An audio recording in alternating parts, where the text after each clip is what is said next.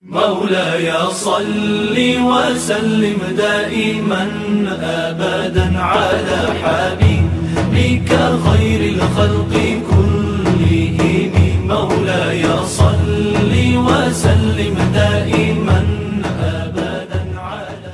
Bismillahirrahmanirrahim. Assalamualaikum warahmatullahi wabarakatuh.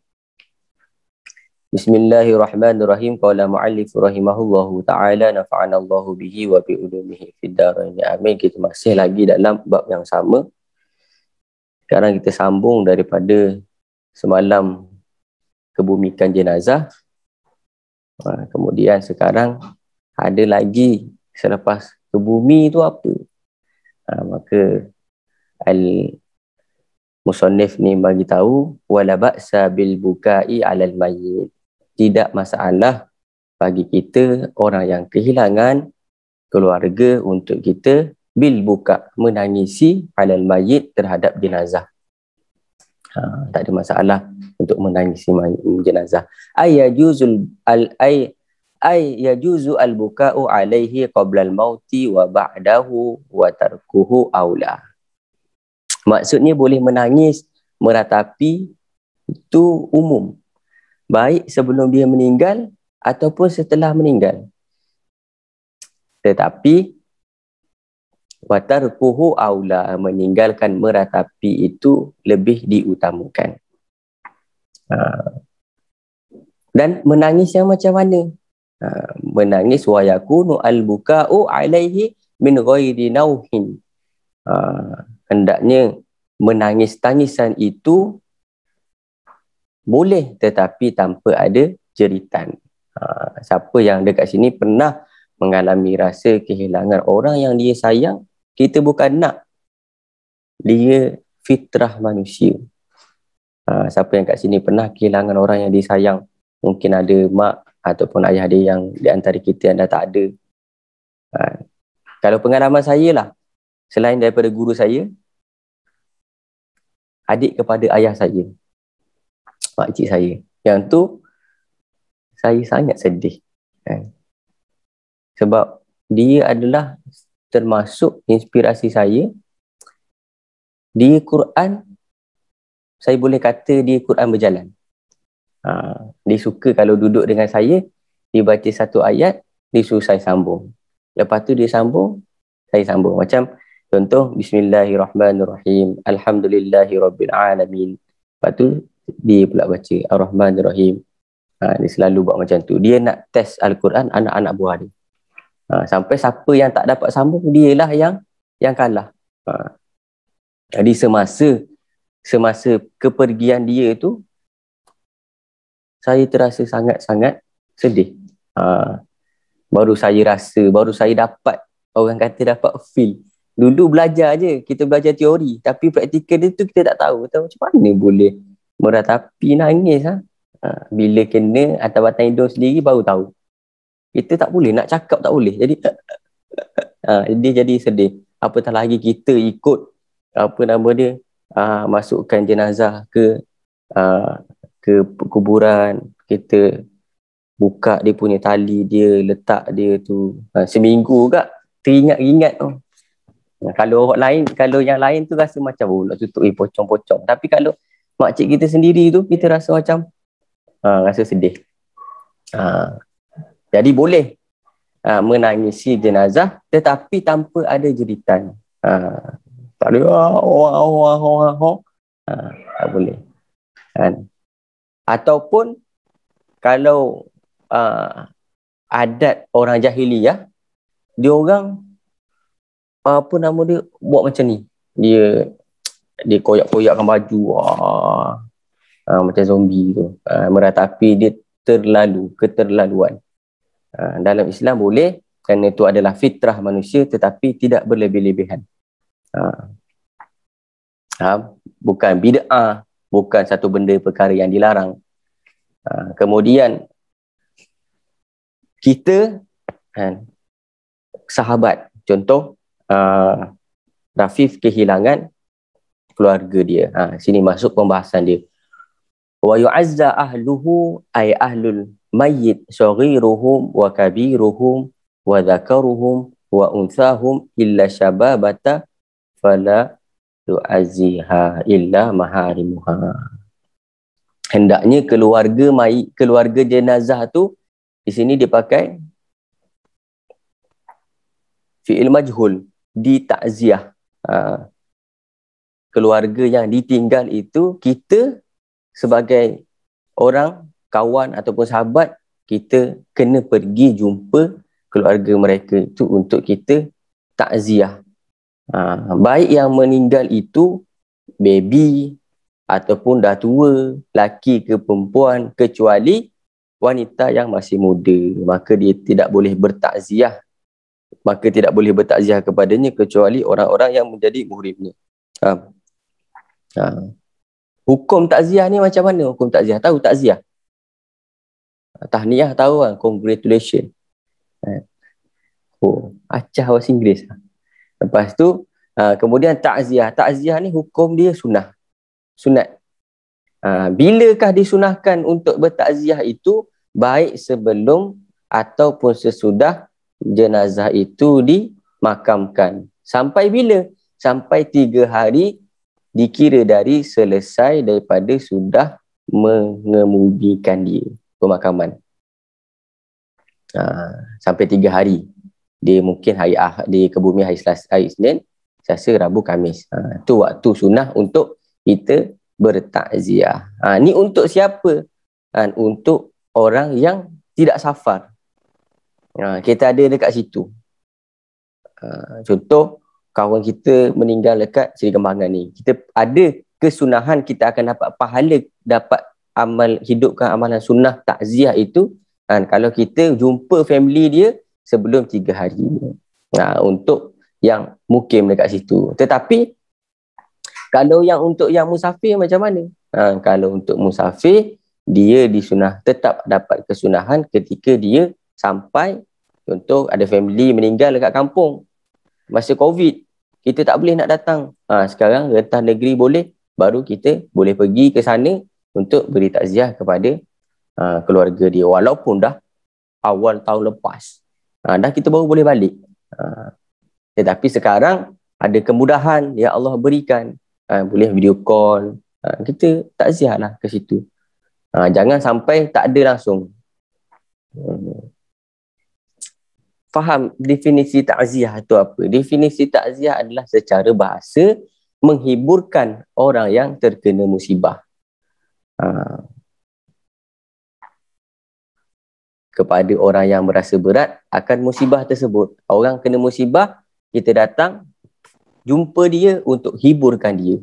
Bukan jumpa, laki kau hutang aku dulu 5,000.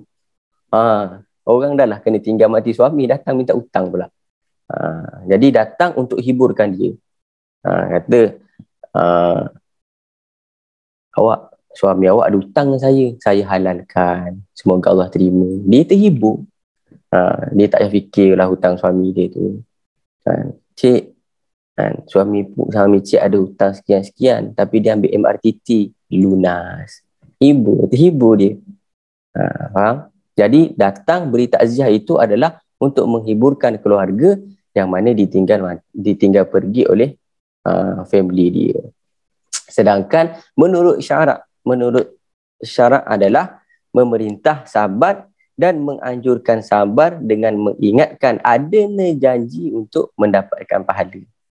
Saya ulang, secara syarak adalah takziah itu apa? Secara syarak adalah memerintah sabar dan menganjurkan sabar dengan mengingatkan adanya janji mendapatkan pahala dan mendoakan kepada mayit supaya mendapat ampunan, dan kepada orang yang terkena musibah supaya musibah dia diganti dengan kebaikan. Panjangan definisi secara syarak.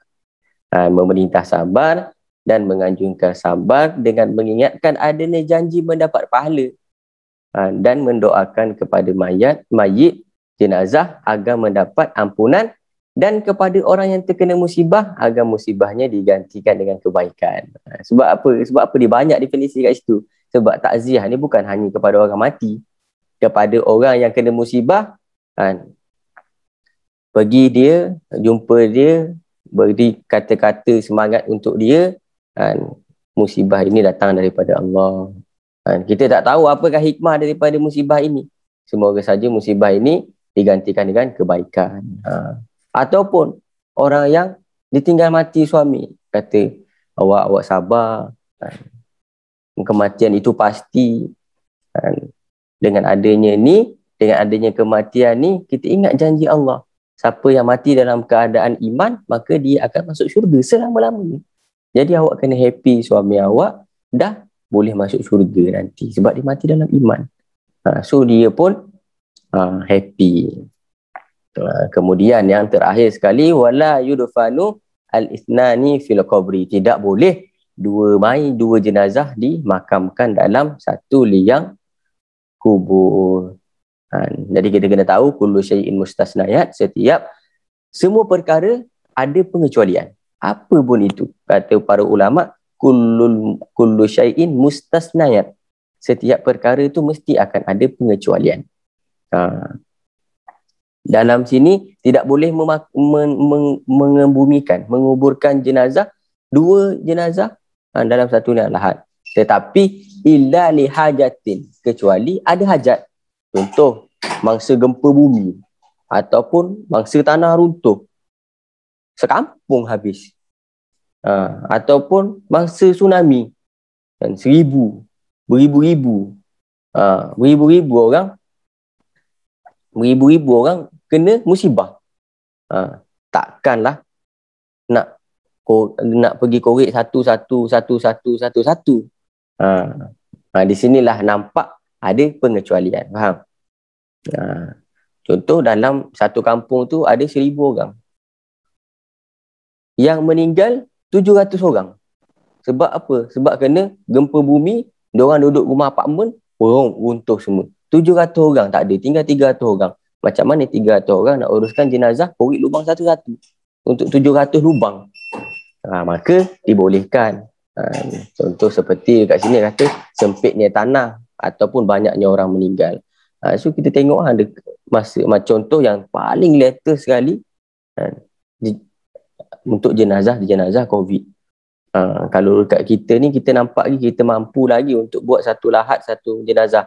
Kalau tengok dekat negara lain tu pakai backhoe, lubang tak susun cik. Tu boleh kerana ada hajat. Boleh bayangkan satu tempat tu 1,000 orang, yang meninggal 700 orang. 300 orang nak uruskan 700 orang. Macam mana? Biasanya kalau kat kampung kita, seorang meninggal, sekampung turun, satu Korea turun, satu masjid, 20 orang uruskan satu jenazah. Bolehlah. Tapi kalau dah 700 orang, tinggal 300 orang, so ada pengecualian. Kullu syai'in mustasnayat. Setiap perkara itu, setiap sesuatu mesti ada pengecualian. Semua orang kat office ni lawa. Kecuali, mesti akan ada pengecualian. Semua orang kat office ni handsome. Semua orang kat FB ni semua tak handsome. Kecuali, akan ada pengecualian. Faham? Tak boleh masuk office selepas pukul 9. Kecuali akan ada yang sakit, kecuali yang mati. Macam mana dia nak masuk office, dia mati. Betul? Walaupun ada hukum, akan ada pengecualian. Wajib solat 5 waktu sehari semalam, kecuali orang gila. Kecuali orang faham, ada pengecualian. Begitu juga sama macam tadi. Tidak boleh menguburkan dua jenazah dalam satu liang, kecuali jika ada hajat. Faham? Mungkin ini saja pada hari ini. Habis bab ubudiyah. Dalam fiqh, dia ada beberapa bab dalam kitab fikih. Pertama, ubudiyah. Ubudiyah ni apa? Ubudiyah ni hal-hal yang ada kaitan dengan Allah Subhanahu Wa Taala. Solat, zakat. Lepas zakat kita tak masuk lagi, tak bagi ubudiyah. Satu lagi. Nanti lepas ubudiyah, dia ada nama dia muamalat. Muamalat, muasyarah dan munakahat. Yang terakhir tu kitabun nikah. Terakhir sekali. Maksud dia apa? Solat dulu. Lepas solat tu betulkan transaksi dulu. Transaksi dah betul, kerja dah betul, baru masuk kepada munakahat, kepada nikah. Ni solat pun belum nak kahwin, pelintang bukang. Sebab tu dalam fiqh sendiri pun ulama dah susun lah. Kalau kita ikut bab dalam kitab fikih tu, baca kitab tebal macam ni pun dia akan susun. Pertama ubudiah dulu, macam mana cara wuduk, macam mana cara solat, macam mana cara, macam-macam cara. Lepas tu masuk dalam kitabul bai', kitabul buyuk, kitab jual beli, bab muamalat, macam mana kita nak jual beli, muasyarah, macam mana kita nak muasyarah dengan orang, berhubungan dengan manusia. Lepas tu baru masuk munakahat, baru betul, baru hidup dia tu ada pegangan. InsyaAllah. Lepas munakahat pun, dalam bab munakahat pun ada lagi macam-macam. Ada akad nikah, ada bab nafkah, ada bab talak, ada bab jadi dalam tu ada Allah tunjukkan macam mana dalam Islam ni ada pintu masuk, ada pintu keluar. Berbeza dengan setengah agama yang lain. Saya ada kawan yang pederi, duduk kat gereja sembang-sembang. Diorang ada kahwin tapi diorang tak ada divorce. Macam mana? Tak ada divorce, tak ada cerai. Cari lain, gitu je. Faham? Mari kita syukur Allah beri kita hidayah, duduk dalam, ada dapat iman dan dapat belajar ilmu untuk meningkatkan iman. Kita kena tahu bahawasanya semua kita ni akan mati. InsyaAllah, maka siapkanlah. Siapa yang dah beli kain kafan tu, terima kasih lah, tahniah. Yang belum beli lagi, bila nak beli? Ada kat Shopee, saya tengok ada kat Shopee. InsyaAllah. Maulaya siapa baca doa ini? Maulaya salli wa sallim daiman abada ala habibika khairil khalqi kullihim huwal habibul ladzi turja syafa'atuhu likulli hawlin minal ahwani muqtahimi. Ya Rabbi bil Mustafa balligh maqasidana Yufir lana ma madha ya wasi'al karami Ya arhamar rahimin Ya arhamar rahimin Ya arhamar rahimin Farrij ala al-muslimin. Bismillahirrahmanirrahim. Ya Rabbana a'tarafna bi annana aqtarafna wa ananna asrafna ala ladha asrafna fatub alayna taubatan tawsil kulli haubatan wastur lana al-awrati wa aminir rawati ya Rabbana a'tarafna bi annana aqtarafna wa ananna asrafna ala ladha asrafna waghfir li walidina rabbi wa mauludina wal ali wal ikhwani wasairil khillani. Ya Rabbana a'tarafna bi annana aqtarafna wa ananna asrafna ala ladha asrafna fadlaw wajudan manna la biktisabi minna bil Mustafa rasuli nahdha bi kulli suli. Billahi taufiq wal hidayah. Assalamualaikum warahmatullahi wabarakatuh.